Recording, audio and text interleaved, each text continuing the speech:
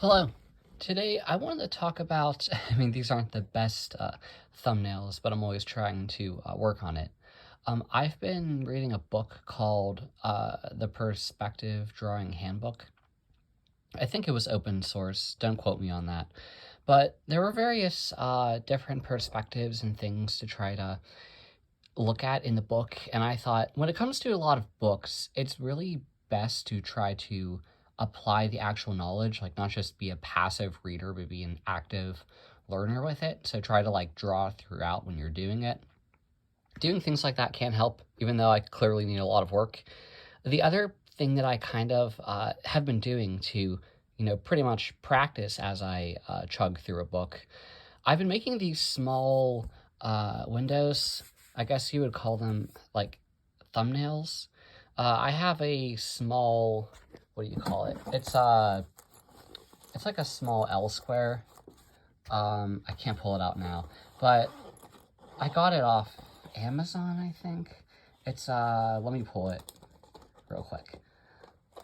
Yeah, it's basically just like a small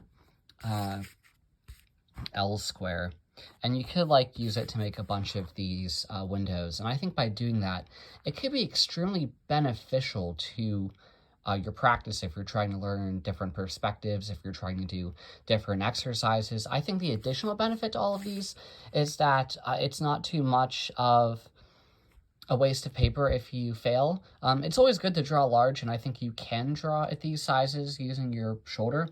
But yeah, I think this is a really good way to iterate, practice different things.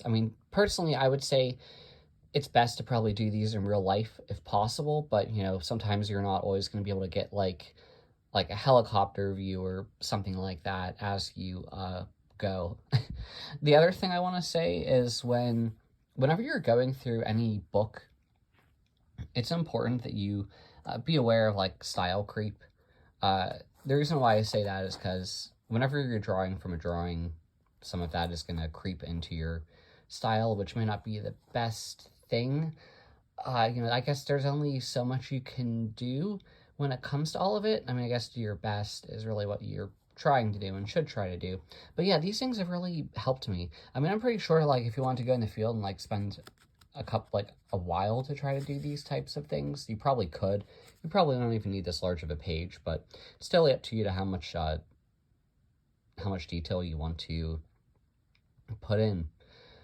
And yeah, I think it could be really beneficial to do these things. Like I said, disregard a lot of my sloppiness as I haven't read a book on perspective in quite a while, so I'm familiar with a lot of the concepts, a lot of the vanishing points, a lot of the stuff as you go, but yeah, being aware of all of it is always going to be keeping in perspective that everything is affected by perspective in one way or another, and how everything you draw is going to be affected by that is something that's really important to keep in the back of your head.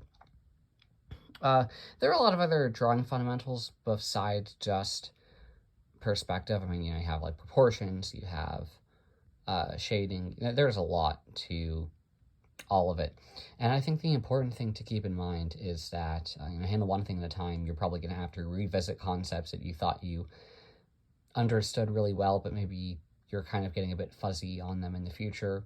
But yeah, don't fret, just try to do your best and go forward. I guess with the other thing I'll say is when it comes to drawing with a pencil, I like to use a 0.5 millimeter. You could use different leads, whether I either use an HB or a B usually when I do this. I think HB's better. I like B too because it makes really dark lines, but it's a softer lead, so you kind of go through lead a little bit faster, but I think HB is pretty good too. Also, having a good light source is a plus.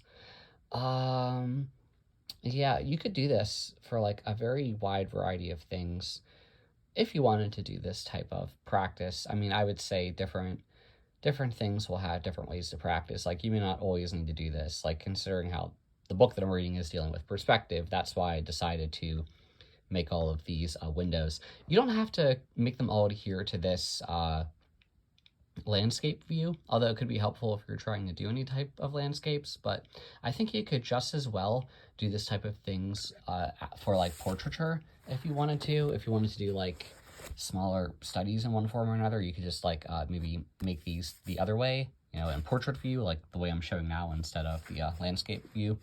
So yeah, I hope this gives a little bit of a helpful tip. I think in the past, sorry, I didn't mean to shine the light in the camera. In the past, I guess maybe sometimes I read books, but like it wouldn't say how to practice. So it's like I would read a whole book on perspective, and it really, like, I don't know, it should have clicked with me that I should have been trying to apply the stuff I learned immediately. But sometimes it's like the stuff they have is a bit stylistic, and it's like I'm not really sure how to take it, but I just try my best, and clearly I need a lot more work and all of that.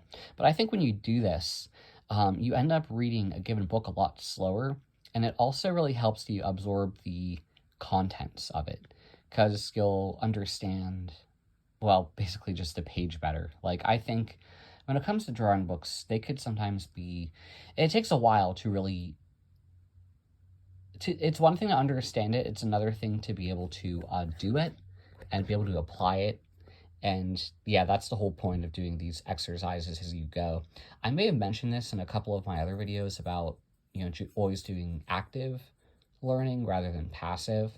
You know, it's kind of like the same with like math. Like, it doesn't really help to read a math book because you have to do a large amount of practice to really understand how to, you know, pretty much solve different problems, algorithms, etc. So yeah, please keep this in the back of your mind. I hope this helps you. If you have a question, please ask in the comments. If you like the video, please like it. And if you like my channel, please subscribe. Thank you very much for listening. I do greatly appreciate it. Bye.